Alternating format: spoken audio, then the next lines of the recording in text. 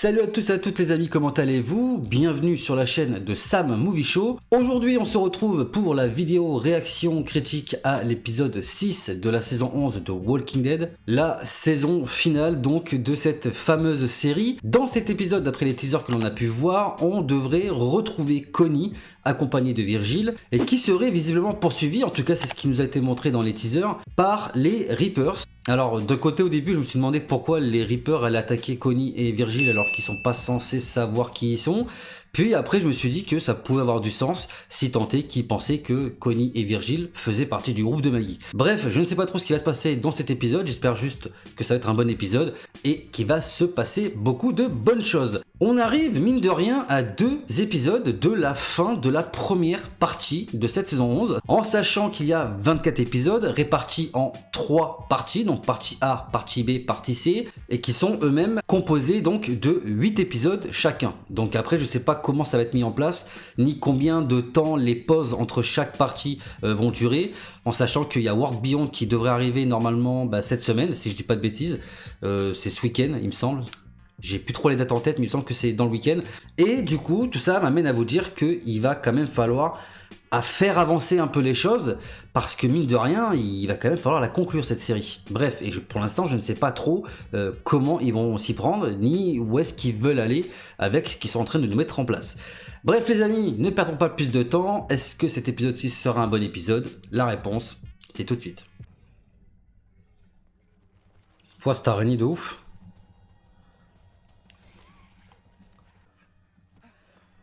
Donc là, apparemment, ils sont pourchassés par quelque chose, ou par quelqu'un en tout cas.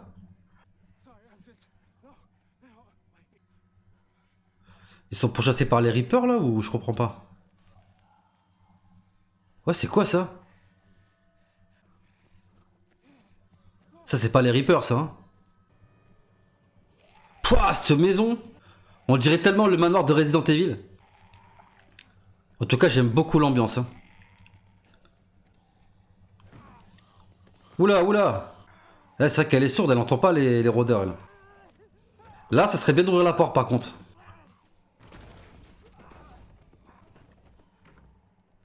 Ah, putain, t'as galéré, frère. Bon, là, ils sont un peu dans la merde, hein. Ça fait tellement penser à Resident Evil. C'est un truc de fou, ça fait vraiment penser à Resident Evil. J'adore cette ambiance. Alors toi, tu t'es barré toute seule chercher ta sœur. La logique, quoi. Margot Bingham. Ça sera le sujet de la prochaine vidéo, cette fille. Il y a un petit air de la cabane dans Evil Dead aussi. Virgile, je sens pas qu'il a l'habitude de se battre en fait, lui. Hein. Il a tellement pas l'air de savoir ce qu'il fait. Ça va être tellement chiant de communiquer avec quelqu'un qui est sourd et muet quand toi-même tu parles pas la langue des signes. Tu te rends compte, t'es tout le temps obligé en fait d'écrire sur un papier ce que tu veux lui dire. Connie, il est pas tranquille en vrai là. Wow. Prévenez quand vous faites ça les gars. J'ai failli chier dans mon froc. C'est pas vrai. Hein. Going to. J'ai pas eu le temps de lire ce qu'il y avait écrit. Ah, mais c'est dégueulasse.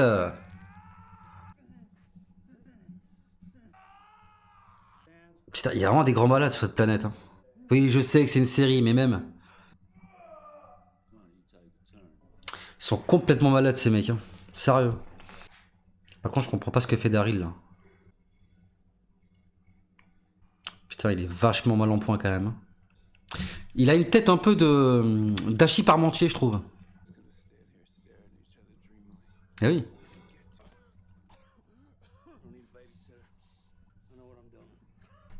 C'est sûr que Daryl il s'y connaît en torture. Hein. Mais du coup, lui, il sait qui est Daryl. Enfin, à moins que j'ai loupé un épisode, quoi, mais... Le pire avec Daryl, c'est qu'il colle tellement à l'ambiance des Reapers. Ça aurait tellement pu être l'un des leurs. Je pense que Daryl est le test, là. Pour savoir s'il est loyal ou un truc comme ça, je pense. Non, Daryl... C'est horrible comme situation. Putain. Ah putain! Putain la vache, putain, j'ai de la peine pour lui, je le connais pas mais... J'aurais pas à le mettre à sa place. Hein. Cette maison elle est putain de glauque.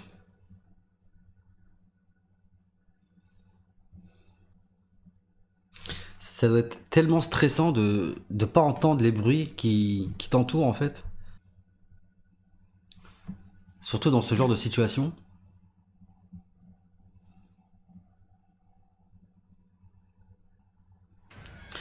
Putain. J'étais en train d'essayer de comprendre ce qu'il y avait écrit sur le truc là. Ah, je suis désolé. Je suis désolé.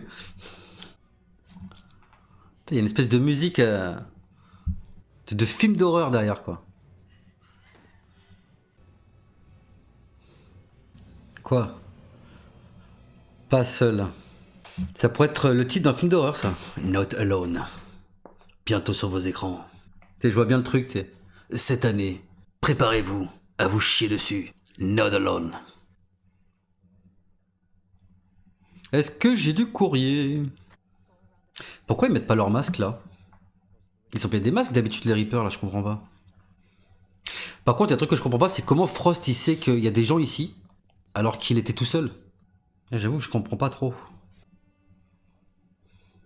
Et surtout qu'il était pas du tout avec Maggie quoi. Ah bah c'est gay. Tu te rigolais encore plus fort par contre hein. J'essaie d'être discret. C'est ouf ça. Oui, silencieusement, ça serait pas mal. Ah mais c'était leur campement ça. Ah pleure pas, tu vas la revoir ta sœur. Ils pourraient mettre les sous-titres hein, quand c'est comme ça là. Quand il y a des écritures sur le calepin et que t'as pas les sous-titres, tu comprends pas ce qu'il y a écrit, c'est chiant. Tu peux pas juste lui passer ton carnet pour qu'elle écrive en fait. Connie elle est terrifiée quoi. Mais en même temps il y a de quoi. Hein. What? Et j'ai pas compris ce qui s'est passé, c'est une porte, c'est quoi ça? Oui c'est une porte. Ou c'est un faux mur? Putain, puis c'est tellement stressant de pas entendre. C'est quoi qui est passé sous elle là? Y'a pas genre un chat ou un chien qui est passé à côté d'elle là? J'ai pas fait gaffe. Mais putain mais c'est flippant wesh. C'est quoi ça? Qu'est-ce que c'est ce truc? C'est un rôdeur ça? C'est quoi? What the fuck? Putain mais vous êtes cons ou c'est comment là? Arrêtez de gueuler. Ça, par contre ça m'énerve. Ils sont débiles en fait ces gens là. Ah c'est une trappe.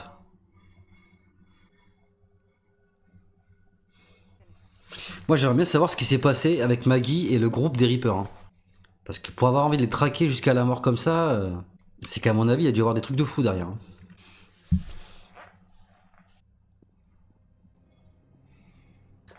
Ils doivent tellement pas comprendre ce qui se passe avec Daryl.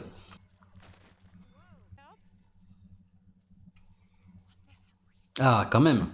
J'allais me demander à quel moment ils allaient l'engueuler, quoi. Ah, par contre, la prochaine fois, évite de partir toute seule, non? Ce serait intelligent, quand même. Hein? Oh, bordel de merde. C'est un putain de charnier, le truc. Oh là, bah là, t'es grillé. Oh, c'est baisé.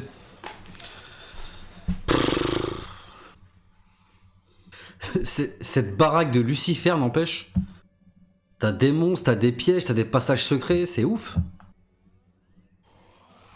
Ah. Mais par contre, c'est quoi ces bestioles? J'arrive pas à comprendre ce que c'est. On dirait comme des rôdeurs, mais qui auraient évolué. Enfin, c'est très bizarre, quoi. Est-ce qu'il va comprendre que c'est Connie derrière? Ouah, y a un truc derrière toi, frère. Derrière toi, Virgile. Non. Ah, putain. Mais qu'est-ce que c'est ce truc, là? Ah là, Connie, t'as pas le choix, faut que tu défonces le mur, hein. Hein? Ah bah ouais, oui, ils bouffent les humains, les machins. Normal. Ah, ça va marcher beaucoup moins bien. Allez, Virgile, va aider Connie. Ah ouais, non mais là, il va croire que c'est un des leurs. Putain! Oh là là! Ah, mais fais gaffe, y'a Connie derrière, wesh. Euh, oh, -2, il l'a tué. Hein.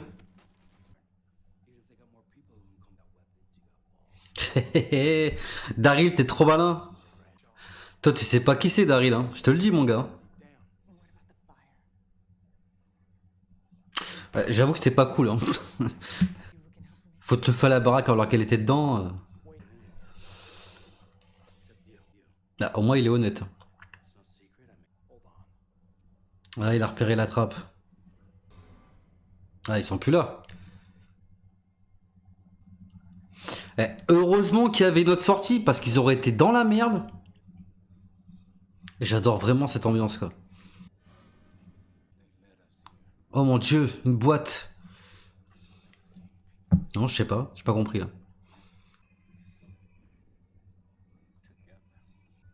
En vrai, ils iraient bien ensemble, Virgile et Connie. Je sais pas ce que vous en pensez, hein, mais.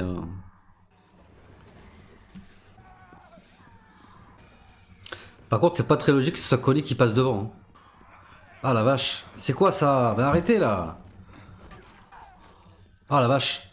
Non. Ah, me dites pas qu'il va mourir. Je suis dégoûté là. C'est tellement creepy.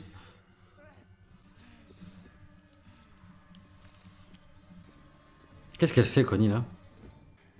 Je suis pas sûr que ça marche sur eux, ça. Hein. Ah d'accord. Oui, en fait, c'était une bonne idée. Ah.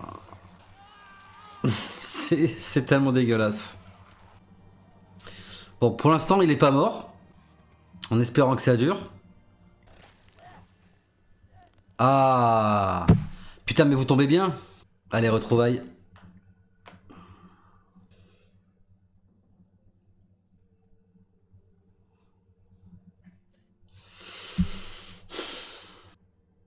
Ça fait plaisir en vrai. Ça fait plaisir. Ah putain, ça pue là. Ah ouais. Ça c'est pas cool ça.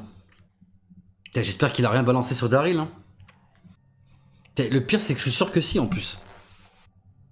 Ah, je pense que Daryl il faut qu'il se casse maintenant. Là c'est grillé. C'est grillé, s'il reste, ça va mal se passer. Hein. Fin de l'épisode. Bon bah les amis, c'est la fin de l'épisode. On va débattre maintenant de ce qui s'est passé, et puis bah encore une fois, il va y avoir quand même pas mal de choses à dire, hein. Mine de rien. Punaise, par quoi je vais commencer? Parce que waouh, il y a des choses à dire, il y a des choses à dire. Bon alors les amis, fin de cet épisode 6, un épisode qui m'a plu en fait. Je sais pas comment vous expliquer, mais toute cette ambiance un petit peu glauque dans cette maison des horreurs, ça m'a bien pris. J'étais bien dans l'épisode.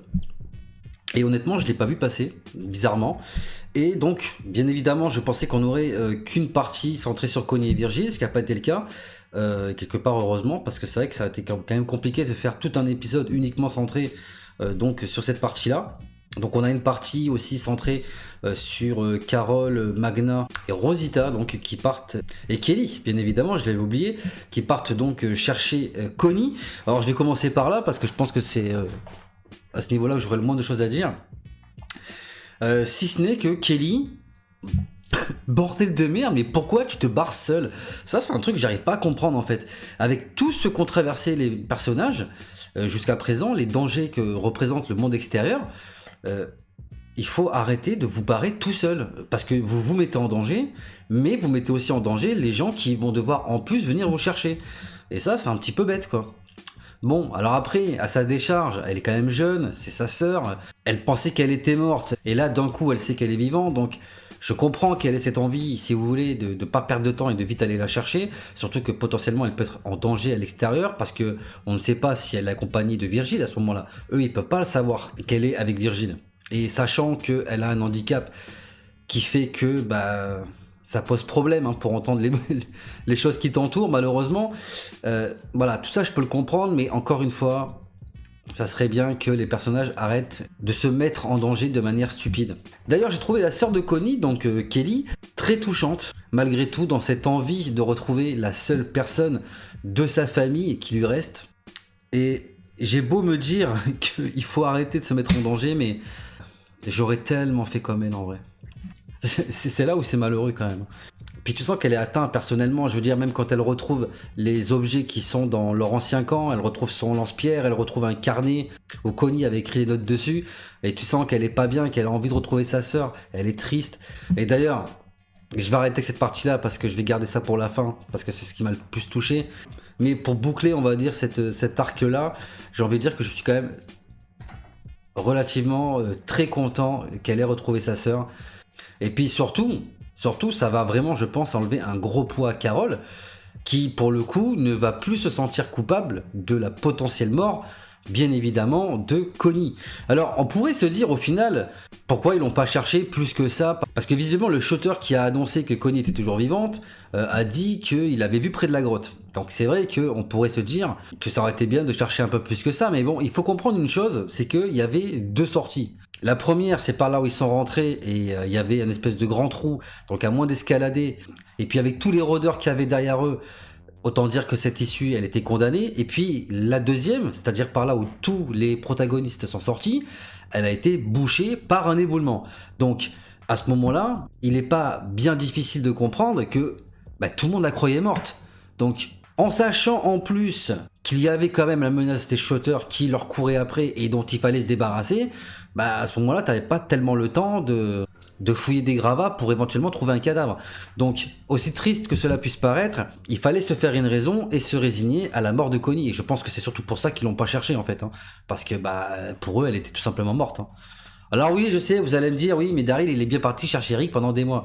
Oui, mais là, c'est différent. Daryl, ce qu'il voulait trouver, c'était un corps. Le corps de son ami. Et puis à cette époque-là, ils n'avaient pas grand-chose à faire d'autre. Je veux dire, il n'y avait pas tellement de menaces. Les shooters n'étaient pas encore là, donc il avait plus de temps pour ça, j'ai envie de dire. Et puis surtout, il voulait, je pense, offrir une sépulture décente à son ami, à son frère même. Donc voilà, tout ce que je peux dire pour cet arc-là, qui est pas le gros de l'épisode, ceci dit, à part la fin, mais j'y reviendrai à la fin de la vidéo. On va passer maintenant donc à l'arc centré sur Daryl et les Reapers. Les Reapers qui m'ont quand même un peu saoulé dans cet épisode pour une seule raison. Bon, hormis le fait que j'ai pas compris pourquoi ils portaient pas leur masque. Ça, j'ai pas compris parce que c'est justement ce qui fait, j'allais dire ce qui fait leur charme. Non, c'est pas ça, mais c'est ce qui fait qu'ils sont effrayants en fait. Je sais pas comment vous expliquer, mais le fait qu'on voyait pas leur visage, ils ont des masques, puis c'est comme ça qu'on nous a présenté dès le début. Donc j'ai pas vraiment compris pourquoi ils mettaient pas les masques, mais bon, à la limite ça, on s'en fout, j'ai envie de dire. C'est pas vraiment le problème. Le problème, c'est que ils cherchent des gens, donc le groupe de Maggie, Negan, le père Gabriel et Alden, mais bon, Alden il est plus là, et ils sont d'une discrétion les mecs, mais c'est hallucinant quoi. Déjà ils déboulent dans les baraques en mettant des coups de pied dans les portes comme des CRS, et puis en gueulant à chaque fois qu'ils rentrent dans une pièce, c'est clean, c'est clean, c'est clean, clean, clean, clean. Putain, mais je veux dire, arrêtez de gueuler quoi. Parce que là potentiellement c'est le groupe de Maggie, ne vous avez pas vu arriver, vous êtes cramés à des kilomètres quoi. Donc c'est un peu débile. Enfin, je sais pas ce que vous en pensez, mais je pense qu'une approche un petit peu plus subtile, d'ailleurs, je sais pas, mais dans les premiers épisodes, c'est un petit peu comme ça qu'ils apparaissent, quoi. C'est-à-dire, d'ailleurs, même Maggie le dit, en général, tu les vois pas arriver. Et puis en plus, c'est ce qu'on voit. C'est-à-dire, quand ils sortent du métro et quand ils se prennent des machettes, là, en one-shot à 10 km, tu les as pas vus arriver, les machins. Tu vois, alors que là, c'est tout l'inverse. Ils déboulent en faisant le plus grand bordel possible. Et comment tu veux que les mecs te grillent pas, quoi? Ce qui fait qu'au final, ils ont eu le temps de se cacher, et puis forcément aidés par Daryl, ils ont eu le temps de se barrer. J'ai envie de dire heureusement. D'ailleurs, j'ai dit dans la réaction, mais quand le Reaper se trouve la trappe qui est cachée par Daryl pendant tout l'épisode, heureusement qu'il y avait une autre issue. Parce que s'il y avait eu que la trappe pour entrer dans la pièce sous la maison, ils auraient été un petit peu dans la merde quand même. On va pas se mentir. Alors c'est vrai que je me suis beaucoup posé de questions concernant Daryl, parce que bon, certes, il joue un double jeu parce qu'il a pas tellement le choix. il est un petit peu piégé, j'ai envie de dire, parce que s'il se dénonce, que ce soit des Reapers ou même par rapport à Léa, je pense que sa vie risquerait d'être potentiellement en danger. Donc il est un petit peu obligé de jouer le jeu, de faire comme s'il était avec eux, mais de l'autre côté, il faut quand même qu'il essaye de protéger les siens. Et c'est ce qu'il essaye de faire au final dans tout l'épisode. Et je pense que c'est aussi une manière pour lui d'en savoir un peu plus sur les Reapers. Comme dirait le dicton, sois proche de tes amis mais encore plus de tes ennemis. Ce qui est tout à fait logique en soi parce que si tu dois combattre les Reapers à un moment donné, tu dois savoir qui ils sont, qu'est-ce qu'ils ont comme ressources, qu'est-ce qu'ils ont comme armes.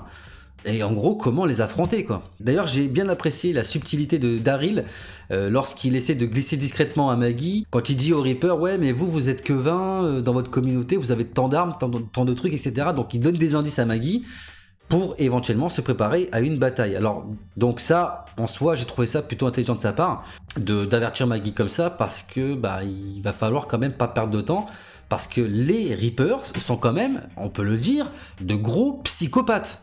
Je veux dire, Frost, il a quand même douillé sévère le machin. Il se fait arracher les ongles. Alors après, on pourrait se demander pourquoi Daryl il joue le jeu de la torture, mais je pense que Frost, il a compris ce que faisait Daryl.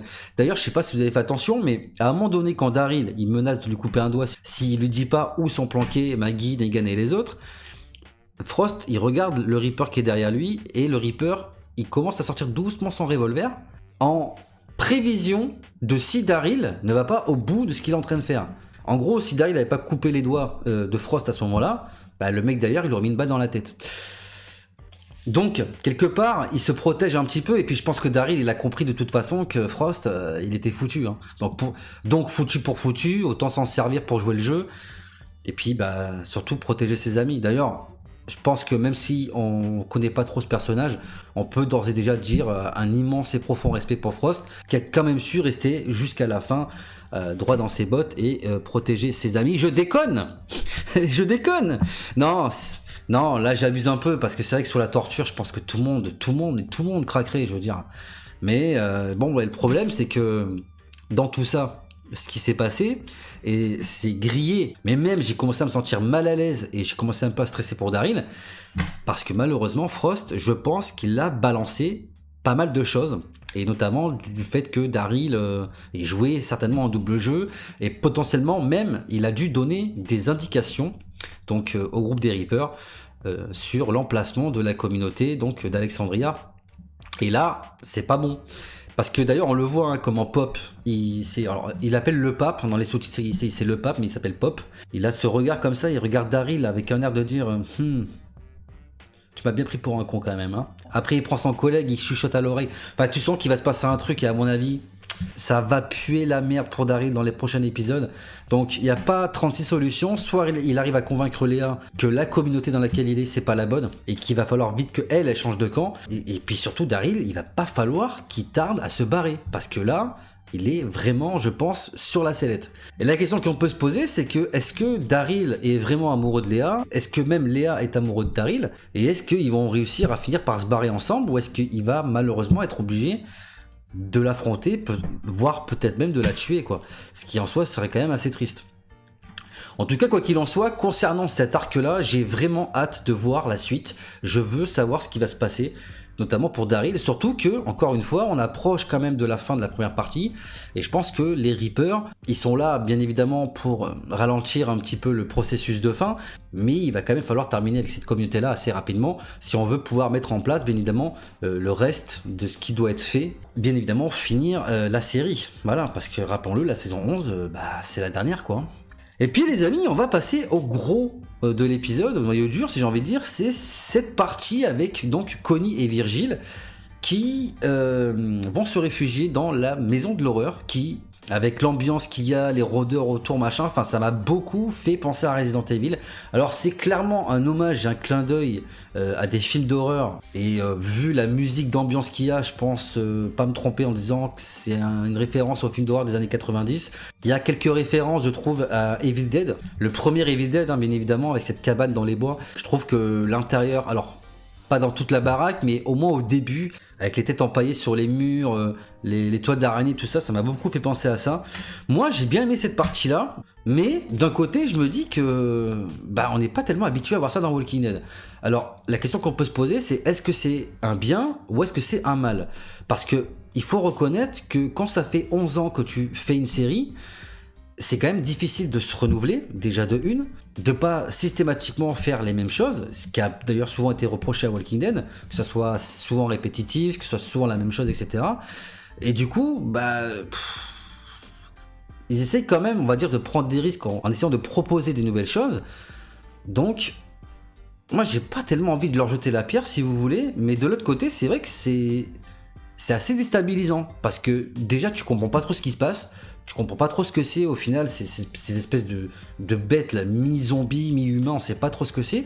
Au début, je me suis dit, ça ressemble à une sorte d'évolution des zombies. Et c'est vrai que Jen en avait fait référence dans la saison 9, la première fois qu'il rencontre les shotters, il pense vraiment que c'est des rôdeurs qui ont évolué, qui ont plus ou moins appris à parler.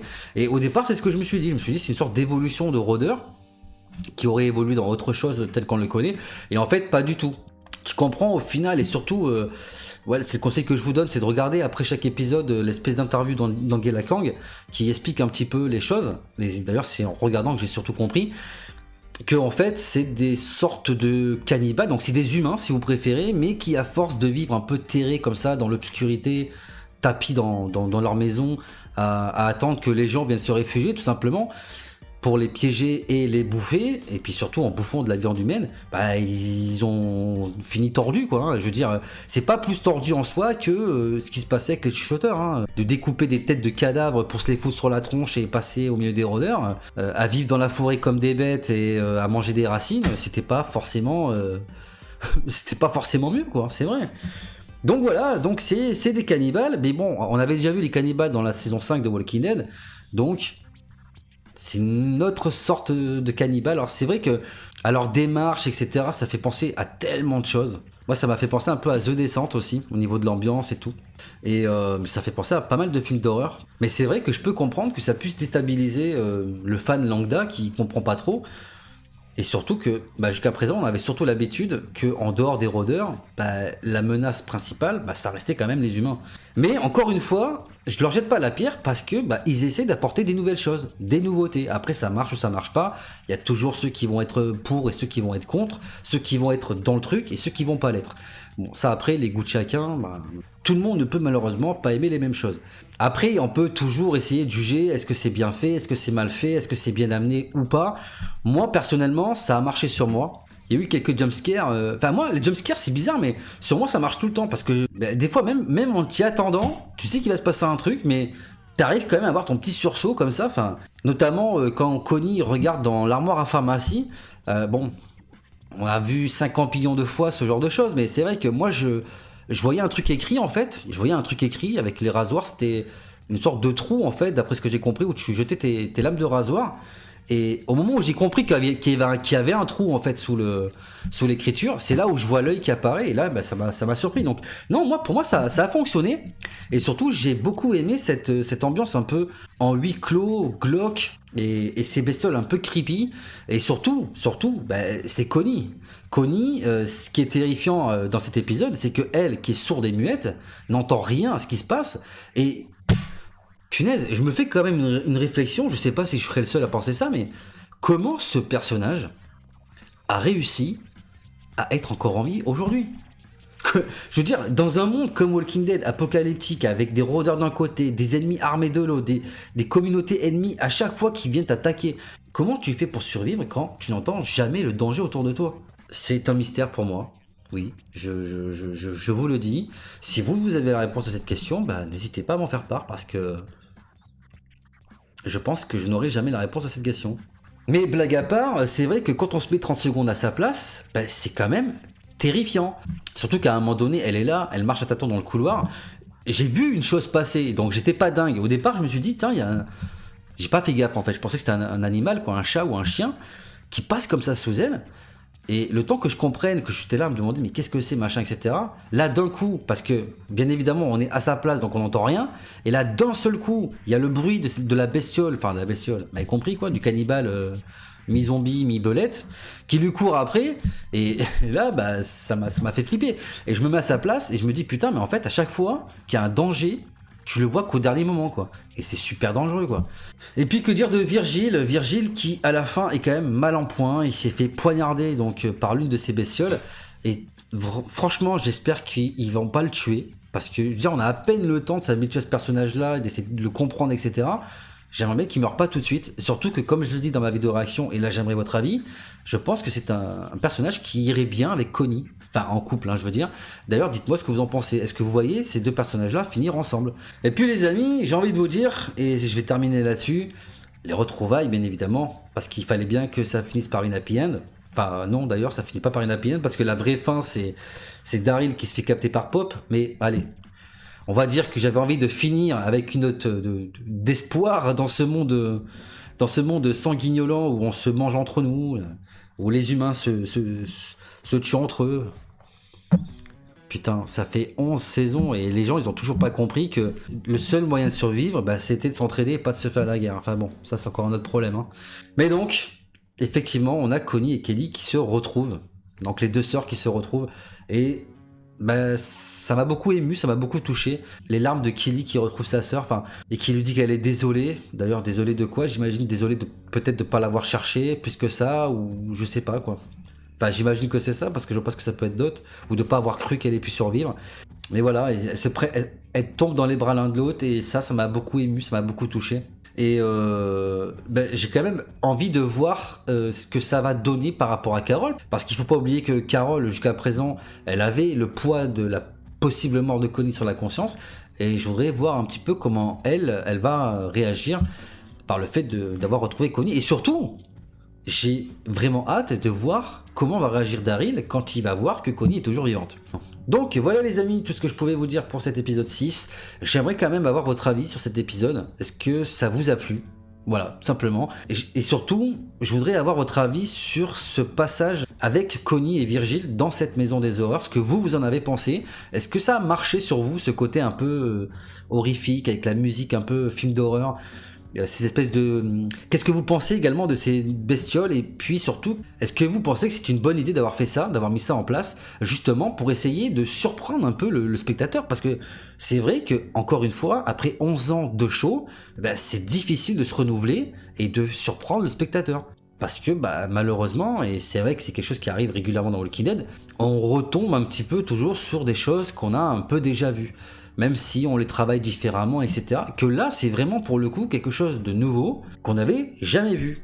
Et surtout, pour vous, est-ce que ça a été un bon ou un mauvais épisode? Et pourquoi? Voilà. Ne dites pas juste oui j'ai aimé, ou non j'ai pas aimé, mais dites-moi aussi pourquoi vous avez aimé et pourquoi vous n'avez pas aimé. Et bien évidemment, comme à chaque fois, je me ferai un plaisir de vous lire et de vous répondre, bien entendu. La vidéo est à présent terminée les amis, j'espère qu'elle vous aura plu. Si c'est le cas, bien évidemment, n'oubliez pas de vous abonner à la chaîne si vous ne l'êtes pas déjà et que mes vidéos et mon contenu vous plaît et vous intéresse. Lâchez un gros pouce bleu sur la vidéo si vous l'avez appréciée et éventuellement, bien évidemment, pour me montrer que vous soutenez la chaîne et que vous soutenez mon travail. D'ailleurs à ce propos, n'oubliez pas que ceux qui parmi vous souhaiteraient aider davantage la chaîne pour lui permettre d'évoluer un peu mieux, vous avez accès bien évidemment dans la description de la vidéo au lien vers mon Utip. Utip qui est donc une plateforme de dons sur laquelle vous pouvez aller donner ce que vous voulez, ce qui permettra encore une fois d'aider énormément la chaîne. Bien évidemment, je remercie toutes celles et ceux qui y sont déjà allés et toutes celles et ceux qui iront par la suite. N'oubliez pas que vous pouvez me suivre sur tous les réseaux sociaux disponibles dans la description de la vidéo, c'est plus pratique pour se parler. Et bien évidemment, n'oubliez pas d'actionner la cloche des notifications afin de ne pas rater les prochaines sorties vidéo de la chaîne. Ceci étant dit les amis, il ne me reste plus qu'à vous laisser. Je vous dis à très bientôt pour de prochaines vidéos sur la chaîne. D'ici là, portez-vous bien, prenez soin de vous et des autres. À la prochaine. Big up.